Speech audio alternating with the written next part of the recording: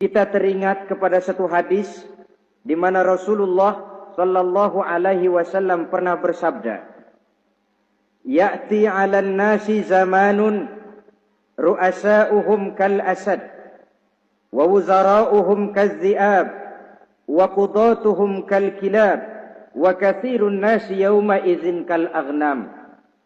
Pada satu saat, kata Nabi, akan datang di tengah masyarakat manusia di mana pada masa itu muncul pemimpin-pemimpin yang bertingkah laku seperti singa.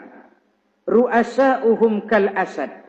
Pemimpin-pemimpin mereka bertingkah laku seperti singa. Saudara kenal singa? Saudara boleh periksa. Di mana ada hutan, singa selalu menjadi raja. Padahal hutan belum pernah bikin pemilihan umum. Tapi yang namanya singa tidak pernah peduli. Ada pemilihan umum atau tidak, raja hutan tetap singa. Kenapa? Karena singa menjadi raja di hutan bukan berdasarkan kebenaran, tapi karena kekuatan. Karena kuat, maka dia naik jadi raja. Soal benar atau tidak, soal lain.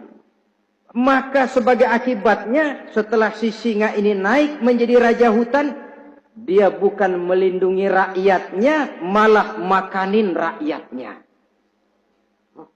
Coba saudara lihat di hutan. Kambing rakyat hutan dimakan oleh singa. Ayam rakyat hutan dimakan oleh singa. Sapi rakyat hutan dimakan oleh singa. Inilah akibatnya karena singa naik berdasarkan kekuatan. Setelah naik bukan melindungi rakyatnya, malah makanin rakyatnya. Mental semacam inilah yang dimiliki oleh Raja Namrus laknatullah alaih. Cuma karena rasa ketakutan akan datang orang yang akan menumbangkan kekuasaannya, maka seluruh bayi laki-laki harus dibunuh tanpa dosa apapun. Itu akan datang di tengah masyarakat manusia, muncul pemimpin-pemimpin yang mentalnya seperti singa. Lah kalau yang jadi pemimpin sudah seperti singa, wa wuzara'uhum kaz-zi'ab. Yang jadi wazir, yang jadi menteri, kata Nabi, lagunya seperti serigala. Nyetel ini. Kalau sudah pemimpin seperti singa, yang jadi menteri seperti serigala. Apa serigala itu? Saudara tahu dalam dongeng anak-anak, serigala itu kan binatang yang paling licik. Untuk terang-terangan dia tidak berani karena tidak punya kekuatan seperti sang singa. Maka dia pakai ilmu kelicikannya. Serigala itu kalau ingin makan daging ayam, pakai bulu ayam. Kalau kepengen makan daging kambing, pakai bulu kambing. Pendeknya, serigala binatang yang menghalalkan segala macam cara asal tujuan tercapai. Itulah serigala. Lambang dari sifat kelicikan. Lempar batu, sembunyi tangan. Pengen makan daging ayam, pakai bulu ayam. Nyaruh jadi ayam. Pengen makan daging kambing, pakai bulu kambing. Nyaruh jadi kambing. Ini akibat dari yang pertama tadi. Pemimpin seperti singa, lalu menteri pun seperti serigala. Efeknya kemudian yang segera menyusul apa? Wa qudatuhum kal kilab. Kalau pemimpin sudah seperti singa, menteri sudah seperti serigala, wa qudatuhum kal kilab, akan muncullah para penegak hukum yang mentalnya seperti anjing.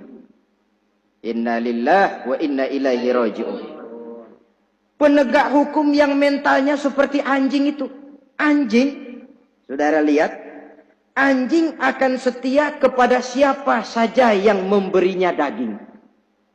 Kalau dia disuruh jaga rumah, dia tidak bisa membedakan mana yang maling, mana yang tamu. Biar yang datang tamu, kalau nggak bawa apa-apa, pasti digonggong. Biar yang datang maling, kalau bawa daging, anjing kalem. Pokoknya siapa yang memberi saya daging, itulah majikan saya. Apa kata majikan saya, itulah yang saya laksanakan. Maka hilang kebenaran hukum, hancur norma-norma keadilan. Oleh karena apa? Oleh karena anjing dapat daging. Lalu dalam kondisi semacam itu, yang jadi rakyat bagaimana? Kata Nabi, wa katsirun nas yauma izin kal aghnam. Adapun kebanyakan orang pada masa itu, lagunya sudah seperti kambing.